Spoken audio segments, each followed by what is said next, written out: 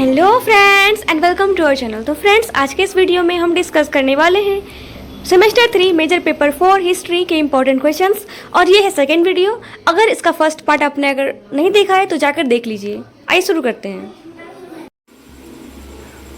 और उन्हें सार्वजनिक पूजा, शस्त्र रखने और सैन्य तथा सरकारी पदों पर रहने की अनुमति भी मिली थी। ठीक है, उसके बाद धार्मिक भेदभाव और उत्पीड़न पर रोक लगा था। और देखिए इसे क्या क्या महत्व थे। तो फ्रांस में पहली बार धार्मिक सहिष्णुता को कानूनी रूप से मान्यता मिली थी।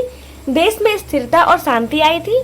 नांद का आदेश बाद में रद्द कर दिया गया, लेकिन इसका ऐतिहासिक महत्व अब भी अटल है। ठीक है, अब देखिए यूरोप में धार्मिक सहिष्णुता की दिशा में यह एक मील का पत्थर साबित हुआ था। अब देखिए प्रश्न नंबर 9 है, मार्केंटिलिज्म की परिभाषा, उसके उदय के कारण और इसके प्रभाव का विस्तृत विवेचन करना है। तो देखिए मार्केंटिलिज्म क्या होता है। तो देखिए 16वीं से 18वीं शताब्दी के दौरान यूरोप में वैश्विक व्यापार का विकास हुआ और राष्ट्रीय राज आर्थिक गतिविधियों में सक्रिय भूमिका निभाने लगे। इसी संदर्भ में मार्केंटिलिज्म नामक आर्थिक सिद्धांत का उदय हुआ, जो उस युग की प्रमुख आर्थिक नीति थी। मार्केंटिलिज्म ने राष्ट्रों की पूंजी संचय, व्यापार बढ़ाने और उपनिवेशों के माध्यम से आर्थिक शक्ति सृजन का मार्ग दिखाया था। तो इसकी परिभाषा देख लीजिए क्या है। तो मार्केंटिलिज्म वह आर्थिक नीति है जिसमें देश की समृद्धि को उसकी सोना चांदी की मात्रा से जोड़ा जाता है। इसका उद्देश्य निर्यात को बढ़ाकर और आयात को घटाकर अधिक से अधिक धातु धन इकट्ठा करना था। उदय के कारण देखिए उपनिवेशों की खोज और वैश्विक व्यापार में नए मार्ग, उप यूरोपीय राज्यों के बीच राजनीतिक और आर्थिक प्रतिस्पर्धा, पुनर्जागरण और नई तकनीकों के कारण उत्पादन में वृद्धि, राष्ट्रवाद की भावना और राज्य की सत्ता को आर्थिक रूप से मजबूत करने की चाह। तो ये सब थे इसके उदय के कारण। अब देखिए इसके प्रमुख नीतियां कौन कौन सी थी। निर्यात को प्रोत्साहित करना और आयात पर रोक लगाना, उपनिवेशों से कच्चा माल प्राप्त करना, घरेलू उद्योगों का संरक्षण, समुद्री शक्ति और नौवहन पर जोर। प्रभाव कहाँ कहाँ पड़ा। देखिए यूरोपीय राज्यों की आर्थिक शक्ति में वृद्धि हुई, उपनिवेशों का बड़े पैमाने पर आर्थिक शोषण हुआ था, वैश्विक आर्थिक व्यवस्था का पुनर्गठन हुआ। ठीक है, अब देखिए प्रश्न नंबर 9, उपनिवेशवादी विस्तार यानी कि कॉलोनियल एक्सपेंशन के उद्देश्य क्या थे और उस समय में कौन कौन सी यात्राएं हुई थी, खोज क्या हुई थी और आर्थिक विकास पर इसके क्या प्रभाव पड़ा, उसको वर्णन करना है। ठीक है, तो देखिए पहली बात तो कॉलोनियल एक्सपेंशन यानी कि उपनिवेशवाद विस्तार क्या है। तो 15वीं और 16वीं शताब्दी में यूरोप में एक नई खोज और विस्तार की लहर देखी, जिसे उपनिवेशवादी विस्तार कहा जाता है। इस युग में समुद्री मार्ग की खोज हुई थी, नए महाद्वीपों को खोज हुई थी और व्यापारिक नेटवर्क का विस्तार हुआ था। ठीक है, तो अब देखिए क्या क्या मोटिव थे यानी कि उसके उद्देश्य क्या थे। आर्थिक था, धार्मिक था, राजनीतिक था और वैज्ञानिक और जिज्ञासा भी थी, है ना। प्रमुख यात्राएं इस दौरान कौन कौन सी हुई थी। तो क्रिस्टोफर कोलंबस ने 1492 में अमेरिका की खोज की थी, है ना। उसके बाद वास्को द गामा भारत तक समुद्री मार्ग की खोज की थी उन्होंने।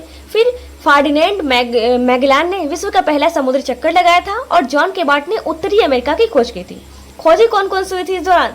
अमेरिकी महाद्वीप का खुलासा हुआ था, अफ्रीका के दक्षिणी छोर की खोज हुई थी और भारत और पूर्व एशिया की समुद्री मार्गों की खोज हुई थी। ठीक है, प्रारंभिक उपनिवेश और विस्तार देखिए पुर्तगाल तक, फिर स्पेन, ब्रिटेन और फ्रांस देखिए कनाडा और उत्तरी अमेरिका के कुछ हिस्से। और आर्थिक विकास पर क्या प्रभाव पड़ा। वैश्विक व्यापार का विकास हुआ था, उपनिवेशों से कच्चे माल का निर्यात और यूरोप में उद्योगों को बढ़ावा मिलने लगा था। नई वस्तुओं और उत्पादों ने उपभोक्ता बाजार में विस्तारित किया। यूरोप की आर्थिक शक्ति विश्व में बढ़ी और आर्थिक संतुलन में बदलाव हुआ। तो नकारात्मक प्रभाव भी इसके कुछ थे, जैसे उपनिवेशों के लोगों का शोषण और सांस्कृतिक विनाश हुआ, दास प्रथा और नस्लवाद का उदय हुआ और स्थानिक अर्थव्यवस्था का चरण हुआ। ठीक है, तो ये रहे 10 क्वेश्चंस। और भी कुछ क्वेश्चंस हम देख लेते। अब देखिए प्रश्न नंबर 11 है, उपनिवेशवाद विस्तार और आर्थिक विकास के उद्देश्यों का वर्णन करना है। देखिए तो इसके 15वीं शताब्दी के उत्तरार्ध में यूरोपीय देशों में अपनी सीमाओं से बाहर निकलकर विश्व के अन्य हिस्सों में व्यापार, संसाधन और सत्ता के विस्तार के लिए समुद्री यात्राएं की थी। यह प्रक्रिया आगे चलकर उपनिवेशवाद के रूप में जानी गई। इसका मुख्य उद्देश्य केवल राजनीतिक प्रभुत्व नहीं बल्कि आर्थिक शोषण और लाभ भी था, है ना। देखिए आर्थिक लाभ की प्राप्ति, तो यूरोपीय शक्तियों का सबसे बड़ा उद्देश्य था सोना चांदी, मसाले, रेशम और अन्य कीमती वस्तुओं की प्राप्ति थी। भारत, चीन, अफ्रीका, अमेरिका जैसे देशों में भारी मात्रा में संसाधन थे जिनसे यूरोप की अर्थव्यवस्था को बल मिल गया। फिर नए व्यापारिक मार्गों की खोज हुई थी, है ना। बाजार और विस्तार की आवश्यकता थी, कच्चे माल की आवश्यकता थी, नौसेना और सामरिक वर्चस्व स्थापित करना था, फिर धर्म प्रचार और सांस्कृतिक वर्चस्व भी स्थापित करना था। तो ये सब कारण था किसका, उपनिवेशवाद विस्तार का। ठीक है, अब देखिए प्रश्न नंबर 12 है, 15वीं और 16वीं शताब्दी की समुद्री यात्राओं और खोजों का विस्तृत वर्णन करना है। तो देखिए 15वीं शताब्दी में खोज कौन कौन सी हुई थी। तो ये 15वीं और 16वीं शताब्दी जो थी विश्व इतिहास में महान अन्वेषणों का युग यानी कि एज ऑफ ग्रेट डिस्कवरीज कहा जाता है। यह वह समय था जब यूरोपीय शक्तियां विशेष रूप से पुर्तगाल और स्पेन समुद्र के रास्ते नए देशों, व्यापारिक मार्गों और संसाधनों की खोज निकल पड़ी थी। इन यात्राओं ने न केवल विश्व मानचित्र को बदला बल्कि भौगोलिक ज्ञान, अंतर्राष्ट्रीय व्यापार और उपनिवेशवाद की नींव भी रखी थी। तो समुद्री यात्राओं की पृष्ठभूमि देखिए, यूरोपीय व्यापारियों ने एशिया, विशेषकर भारत और चीन के मसाले, रेशम, चाय आदि की जरूरत थी, परंतु पारंपरिक जमीनी मार्ग तुर्कों और अरबों के नियंत्रण में थे, इसलिए यूरोपीय शक्तियां सीधे समुद्री मार्ग से एशिया पहुंचने का मार्ग खोजने लगी थी। उसके बाद पुर्तगाल की भूमिका क्या थी देखिए, तो पहले हेनरी दी नेविगेटर जो थे, उन्होंने पुर्तगाल के राजकुमार हेनरी ने अन्वेषण के लिए एक नेविगेशन स्कूल की स्थापना की थी। उन्होंने अफ्रीका के पश्चिमी तट की खोज को प्रोत्साहित किया था। उसके बाद बार्थोलोम्यू डियाज, ठीक है, इन्होंने क्या किया था, अफ्रीका के दक्षिणी सिरे केप ऑफ गुड होप की खोज की थी। उसके बाद वास्को द गामा ने केप ऑफ गुड होप होते हुए भारत के कोझिकोड पहुंचे थे। ठीक है, तो स्पेन की भूमिका क्या थी। अब स्पेन में कौन कौन से थे देखिए, तो क्रिस्टोफर कोलंबस, जो कि कोलंबस भारत पहुंचने के लिए पश्चिमी समुद्र मार्ग खोजने के लिए अमेरिका पहुंच गए। उसके बाद देखिए अमेरिकी वेस्पुची, उसके बाद फर्नांडीज मैगलेन। ठीक है, अब देखिए अन्य प्रमुख खोजी क्या कैसी थी। जॉन केबर्ट था जिन्होंने न्यू फाउंडलैंड की खोज की थी जो कि इंग्लैंड देश में। जेम्स कुक ने ऑस्ट्रेलिया खोजा था और फ्रांसिस क्रेक ने विश्व परिक्रमण किया था। ठीक है, अब इन खोजों का क्या परिणाम हुआ। ठीक है, तो इन खोजों का परिणाम देखिए, भूगोल और ज्ञान में वृद्धि हुई, उपनिवेशवाद की शुरुआत हुई थी, व्यापार का वैश्वीकरण हुआ, स्थानीय संस्कृतियों पर प्रभाव पड़ा, यूरोप की आर्थिक शक्ति में वृद्धि हुई। ठीक है, प्रश्न नंबर 13 देखिए, प्रारंभिक पुर्तगाल और स्पेनिश उपनिवेश साम्राज्य की विशेषताएं क्या क्या थी, उनका वर्णन करना है। देखिए, तो 15वीं और 16वीं शताब्दी में जब यूरोप में पुनर्जागरण, भौगोलिक खोजों और वैज्ञानिक प्रगति की लहर चल पड़ी थी, उस समय यूरोपीय राष्ट्रों में विश्व के अन्य हिस्सों में प्रभुत्व स्थापित करने की होड़ शुरू हो गई। इस दौर में सबसे पहले आगे निकलकर दो देश आए, कौन कौन से, पुर्तगाल और स्पेन। इन्होंने न केवल समुद्री मार्गों की खोज की बल्कि एशिया, अफ्रीका और अमेरिका में उपनिवेशों की स्थापना कर आधुनिक उपनिवेशवाद की नींव भी रखी थी।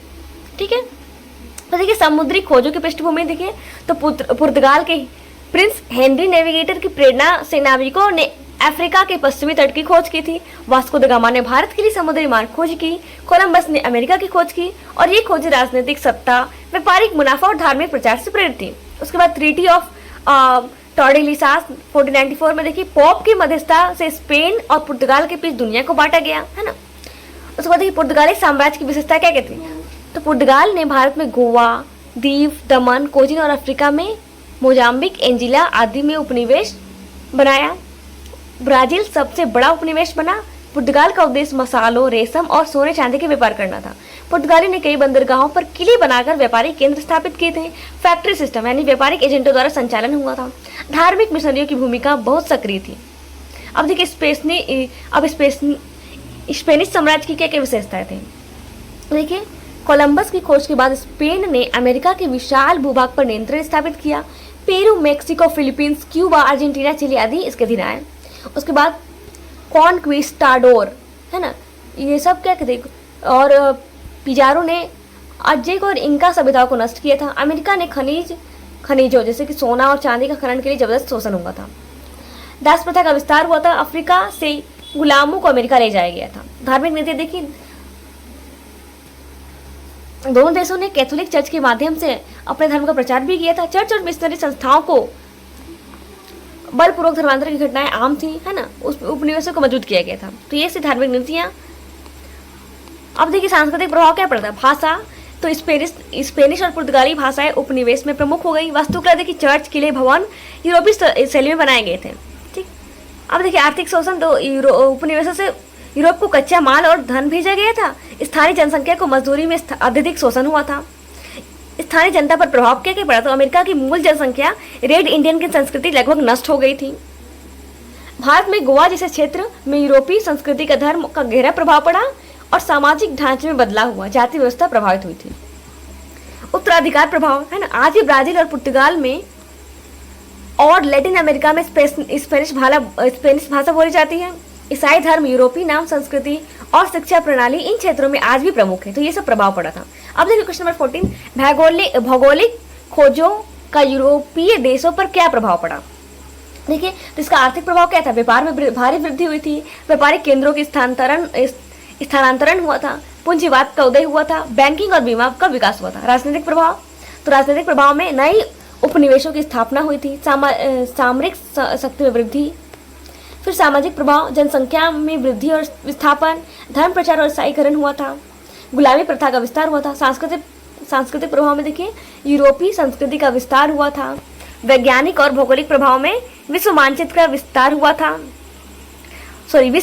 विस्तार और सुधार हुआ था, है ना, और पृथ्वी गोल है यह सिद्ध हुआ था।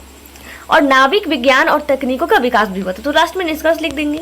अब देखिए क्वेश्चन नंबर 15 है, पुर्तगाल और स्पेन के प्रारंभिक उपनिवेशवादी साम्राज्य का विश्लेषण करना है। तो देखिए पुर्तगाल का उपनिवेशवाद साम्राज्य कैसा था, तो प्रारंभिक प्रयास जो था, पुर्तगाल ने 15वीं शताब्दी में अफ्रीका और पश्चिमी तट पर यात्रा प्रारंभ की थी।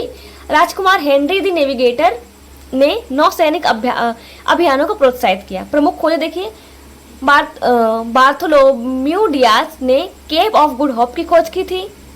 उसके बाद वास्को द गामा ने भारत के कालीकट पहुंचे थे। यह एशिया में पुर्तगाल के प्रवेश का द्वार बना। उपनिवेश की स्थापना हुई थी। प्रभाव देखिए क्या क्या हुआ था, पुर्तगाल ने मसालों, रेशम, कपास और अन्य कीमती वस्तुओं का व्यापार कर बड़ी आर्थिक समृद्धि प्राप्त कर ली थी। और ईसाई धर्म का प्रचार प्रसार भी जोर शोर से हुआ था। और देखिए स्पेन में अब उपनिवेशवाद साम्राज्य क्या था, तो स्पेन के द्वारा प्रमुख खोजें क्या क्या थे, देखिए क्रिस्टोफर कोलंबस, वे अमेरिका पहुंचे थे। उसके बाद अमेरिकी वेस्पुची ने स्पष्ट किया कि यह नया महाद्वीप है, ना कि भारत, ठीक है। उसके बाद देखिए विजय और दमन। अब उपनिवेशित का क्षेत्र कहाँ का था, स्पेन ने दक्षिण अमेरिका, मध्य अमेरिका, कैरेबियन द्वीप समूह आदि पर उपनिवेश स्थापित किए थे। फिर सोना चांदी का शोषण भी हुआ था। धर्म और संस्कृति देखिए, उन्होंने स्थानीय निवासियों पर ईसाई धर्म थोपने की कोशिश की थी। स्पेनिश भाषा और संस्कृति का गहरा प्रभाव पड़ा था, ठीक है। देखिए और भी पुर्तगाल और स्पेन की तुलना करें तो देखिए खोज का, देखिए पुर्तगाल तो खोज का क्षेत्र देखिए तो पुर्तगाल ने भारत, अफ्रीका और ब्राजील इसका खोज का क्षेत्र था, जबकि स्पेन का खोज का क्षेत्र था अमेरिका और फिलीपींस। उद्देश्य था पुर्तगाल का व्यापार और धन प्रचार, और स्पेन का उद्देश्य था धन अर्जन और धर्म प्रचार। नीति तो व्यापारिक चौकियों पर ध्यान रखना पुर्तगाल का नीति था, जबकि स्पेन का नीति थी क्षेत्रीय नियंत्रण पर बल। शासन प्रणाली नियंत्रित व्यापार थी, जबकि इनका प्रत्यक्ष शासन था, यानी कि वायसरॉयस। प्रभाव देखिए सीमित उपनिवेश थी, जबकि स्पेन का विशाल उपनिवेश साम्राज्य था। अब देखिए नेक्स्ट क्वेश्चन है, क्वेश्चन नंबर 16, ब्रिटिश विस्तार की प्रक्रिया का विश्लेषण करना है। तो देखिए ईस्ट इंडिया कंपनी की स्थापना हुई थी, है ना, ब्रिटिश का विस्तार किस प्रकार से हुआ था, ये क्या क्या प्रक्रिया थी उसका विश्लेषण करना है। तो देखिए कौन कौन सा देखिए आप लोग देख सकते हैं। ईस्ट इंडिया कंपनी की स्थापना हुई थी। ब्रिटिश व्यापारियों ने 1600 में ईस्ट इंडिया कंपनी की स्थापना की। इसका उद्देश्य भारत और पूर्वी एशिया में मसालों और रेशमी वस्त्रों का व्यापार करना था। उसके बाद व्यापार से राजनीतिक शक्ति तक, है ना, आरंभ में अंग्रेजों ने भारत को व्यापारिक केंद्र बनाया, है ना, जैसे कि सूरत, मद्रास, मुंबई, कलकत्ता इत्यादि।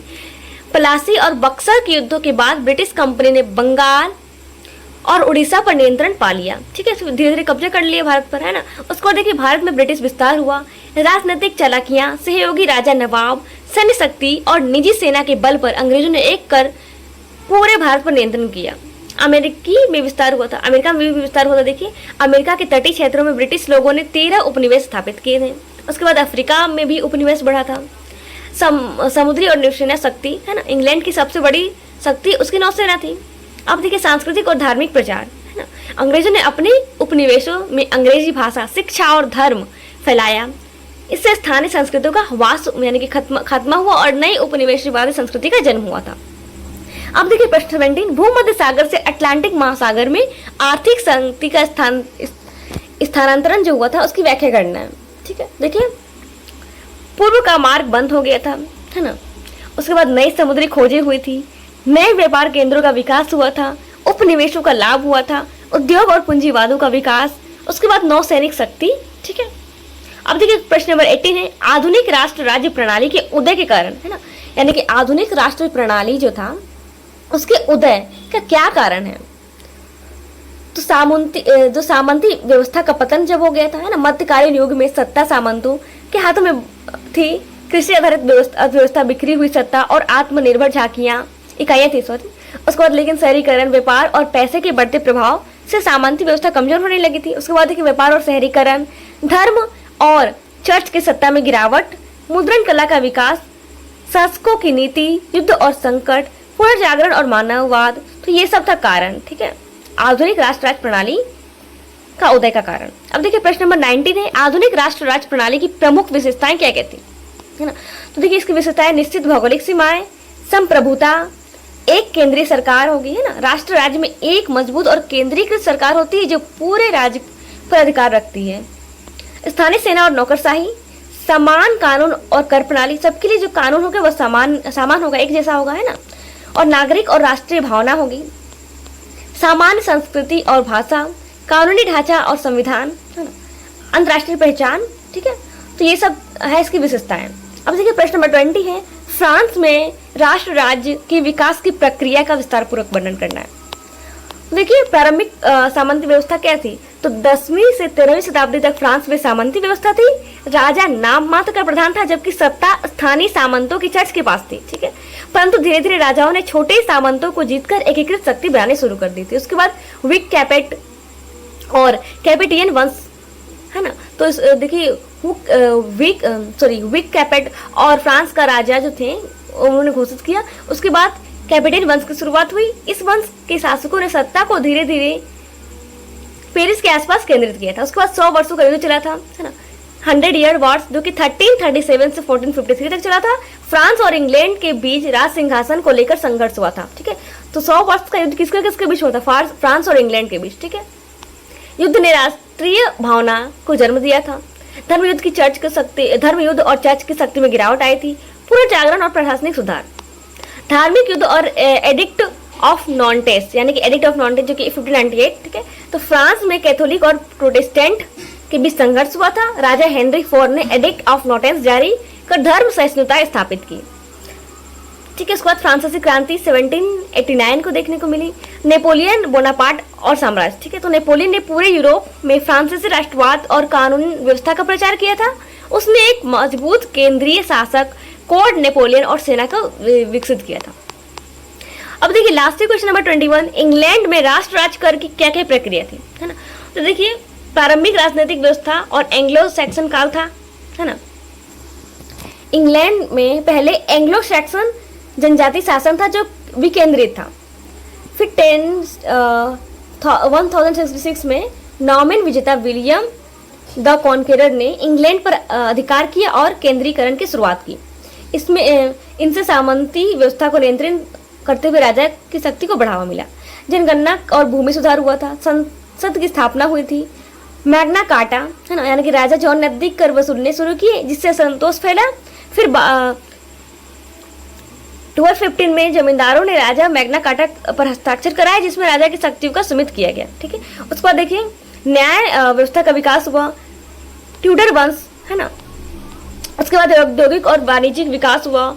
फिर क्रॉमवेल और नागरिक युद्ध, सिविल वॉर हुआ था, जो कि 1642 से 49 तक चला था। 1688 में गौरवशाली क्रांति हुई थी। उसके बाद राष्ट्रीय प्रतीकों की एकता का विकास हुआ था, ठीक है। तो ये रहे 21 मोस्ट इंपोर्टेंट क्वेश्चंस आपके एग्जाम के पॉइंट ऑफ व्यू से। और मेजर पेपर 4 का एक और वीडियो आएगा जिसमें कि सारे इंपॉर्टेंट क्वेश्चंस कवर कर दिए जाएंगे। तो देख लिए, बाय बाय, मिलते हैं नेक्स्ट वीडियो में। टेक केयर, पढ़ते रहिए।